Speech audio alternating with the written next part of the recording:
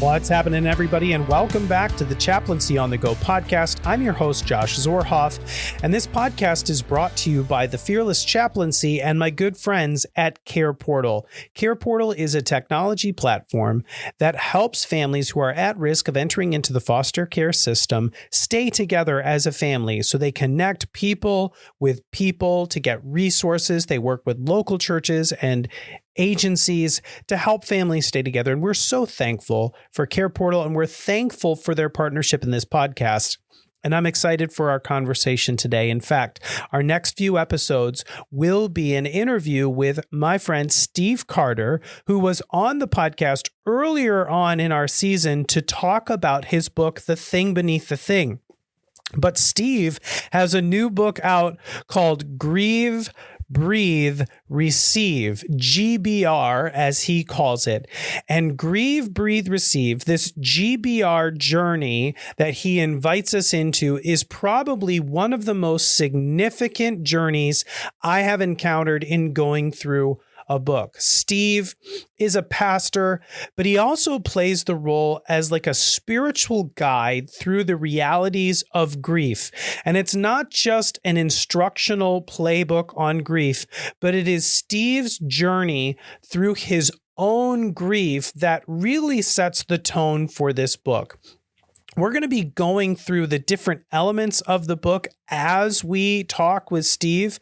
But for this first episode, we're going to get a chance to hear from Steve, the heart behind Grieve, Breathe, and Receive, and really look at the question, what do you do when life does what it does? How do you respond to the moments of life that come at you and you weren't expecting them? Because we all go through moments of pain, hardship, broken expectations, frustrations. And how do you handle that? How do you actually learn to grieve well through it? In our previous podcasts, we've talked about grief and we've talked about the ways to experience or work through grief. But Steve comes at it from a very different angle, one that is relevant, one that is transformative, one that is helpful. And Steve really does in his book talk through some of the big struggles that he went through. He was at the top of his game at a church and that fell apart, and his dad died and he had to go through some seasons of brokenness in that. And he talks through how his grieve, breathe, receive process helped him and ultimately can help us as well. So I'm excited to get into it with Steve, and I'm excited for us to dive into it right now.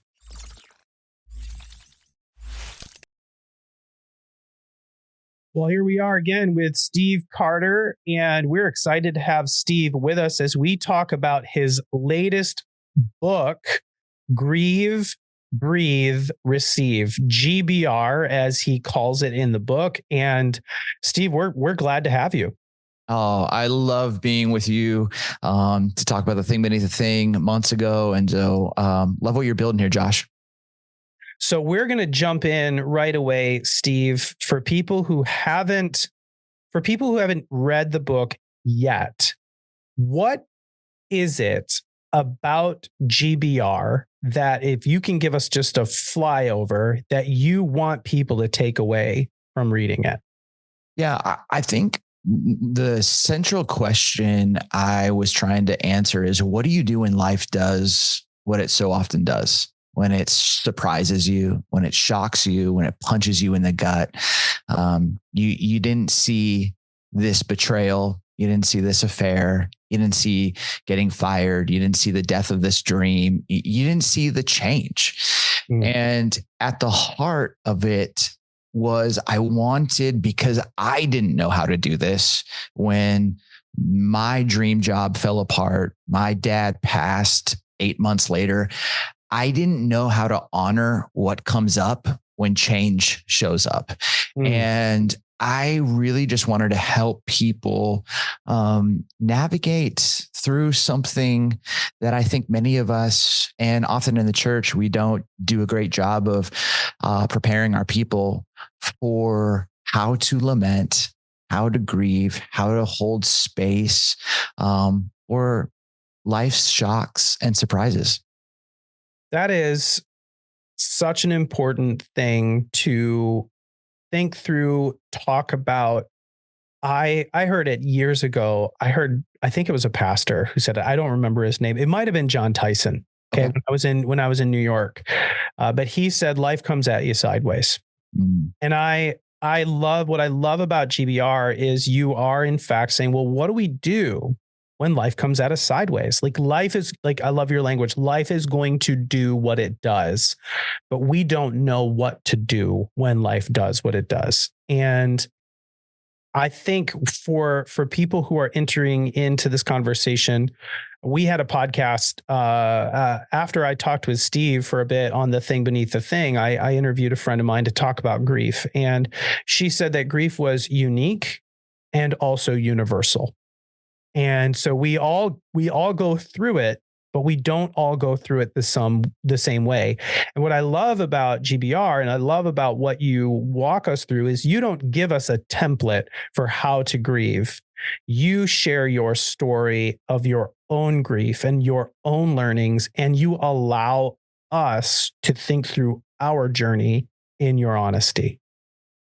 Yeah, I think that your friend is spot on. It is universal, but it is unique. I mean, quote Kendrick Lamar, we grieve different. And I think that you have to be able to understand, man, how do I need to grieve? How do I need to honor this change? Yeah. How do I need to honor what is actually happening inside me? How do I slow down enough to make space for that?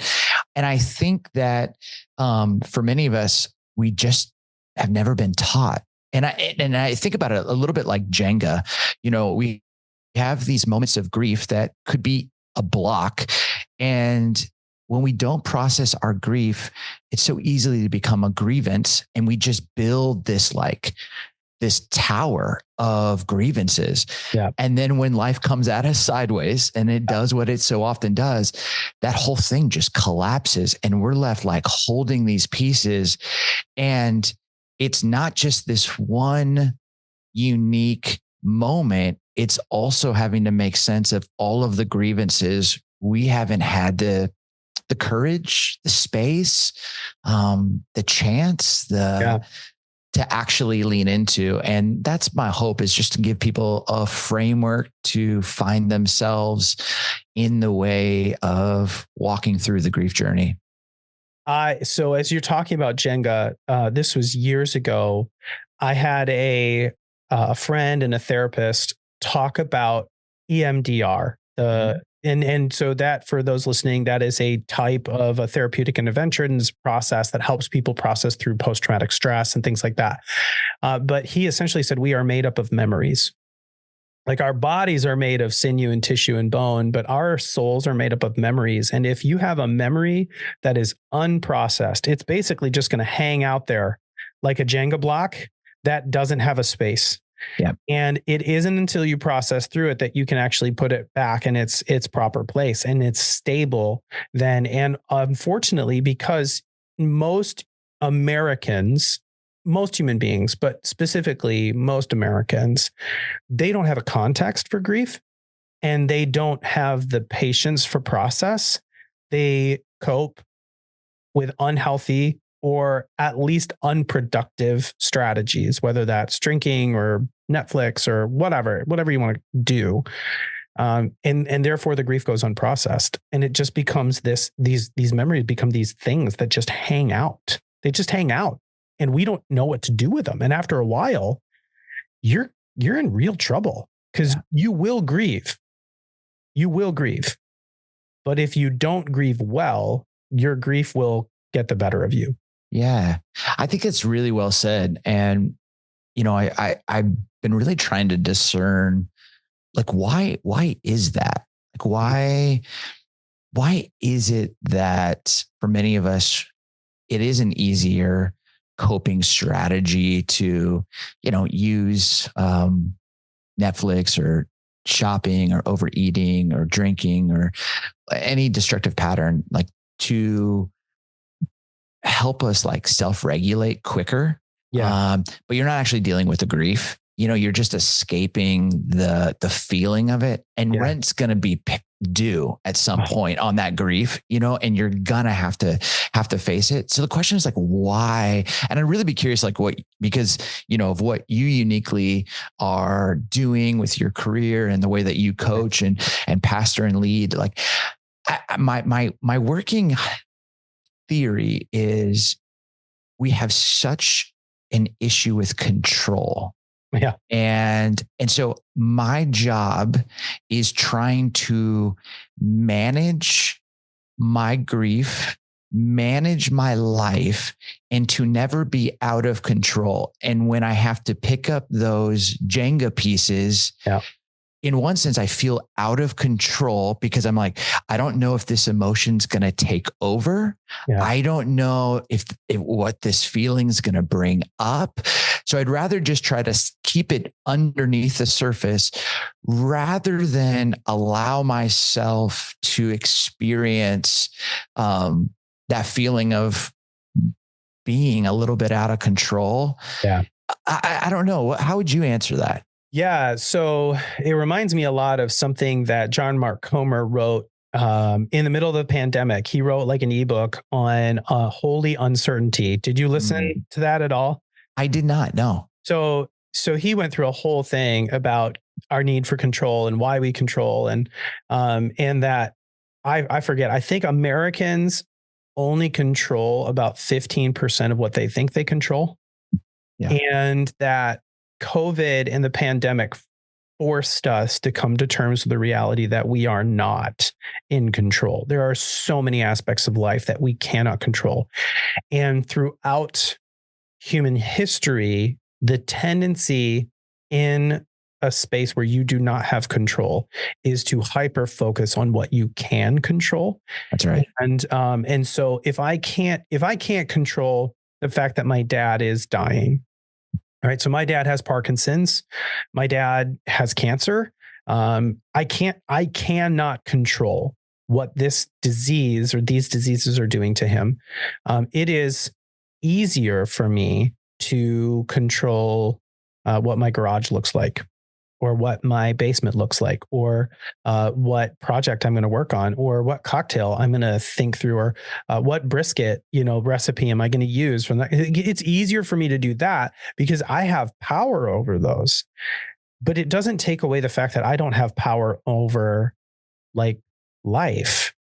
And his whole point, John Mark Comer's point, was there is a holiness to uncertainty. Yep. And when you are not in control, that is the prime opportunity to put yourself into the hands of a God who is and is in charge of this situation. Because even the word control has like a negative connotation to it. But if God is in charge of this, and he's good and he's loving, then that's an opportunity for me to trust. But most people can't get there. Yeah. So I think that's one part of it. I actually think there's another element, and I think you and I maybe talked about this years ago before the pandemic, but I think there's a theological problem with the church. And I don't mean this as a criticism. I mean this as just a curious moment. During the 90s and into the 2000s, there was this idea that Jesus could make you successful. Jesus could make you a better parent. Jesus could make you a better business person. Jesus could make you a better human. Jesus could make you successful in your life. And we preached that. We built sermons around that. For 20 years, we found appealing and sexy ways to say, Jesus and following Jesus will make you successful. And you know what, Steve? That's not wrong. Right. That is not untrue. It's a biblical principle that if you do in fact walk in the ways of the Lord, you are going to have a better life. The problem is that that's only half of the equation, and success will only get you so far. This is the reason why men in their 40s, late 40s, moving up into their 50s, have the highest risk of suicide in the United States. Because what happens when you're in your 40s? Well, you pretty much get to the top of the ladder that you're going to get to. I mean, most men get to the point where it's like, I have built my career. I have made the amount of money I'm going to make. Maybe I'll become a VP. Maybe I'll become a CEO, but then I'm just basically trading one job for another because I'm about as high as I'm going to get. I mean, that's where I am. I can't literally get any higher in my career than where I'm at right now. And so then when success only gets you so far, and then you have life come at you sideways, and all of a sudden you don't have a context for what you're going through because all you've been doing in following Jesus is trying to be successful. Well, then you're going to fall short. Mm-hmm. And I think GBR and what you're talking about is there's a difference between success and wholeness. And it's true, Jesus will make you successful, but Jesus will actually make you whole. That's right. And wholeness, if we go by Chuck DeGroat's language, wholeheartedness is actually what God designed us for. And I think that's I think those two things, Steve, I think are the missing components and why it's why we don't preach on grief. It's why we don't preach on lament, because grief isn't sexy. Lament isn't sexy. You can't build a sermon series around it. It's not appealing. You preach grief and people are like, I don't want to listen to this. I want to come to church to be inspired and motivated and happy. And I want to be successful. Yeah. But you can't be whole without pain either. Right. Right. I think you're onto something, because I think in the church world, you know, you've probably seen this at the gym, like where there are guys who, I mean, their arms and their chest are just massive, but you can tell that they've skipped leg day. You know, they just got chicken legs.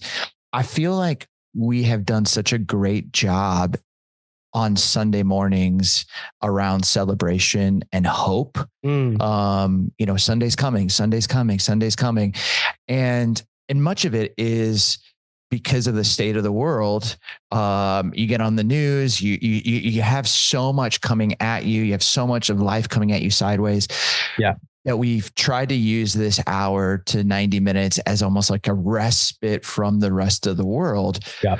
But I think unfortunately is we haven't given our people the spiritual muscle to actually know how to lament and know how to grieve. Yeah. And so when COVID hit, it actually showed us how little many churches had actually prepared its people, because, and I think a lot of people were like, do I even really need this? Because when my back was up against a wall, the stuff I was relying on didn't help me through this. Nope. It actually like created more questions and cognitive dissonance. Yeah. And so I think that's part of like the inkling for me was, and I just want to, as a pastor, I want to help people be prepared for when life does what it does, because it's going to do what it does. It's going to come at us sideways.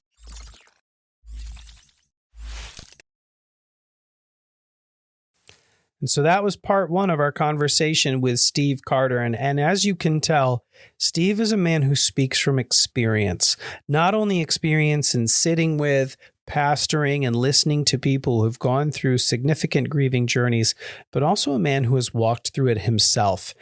And I really appreciated his perspective when it came to saying, you know what, life is going to do what it does. It's going to come at you. It's going to be hard.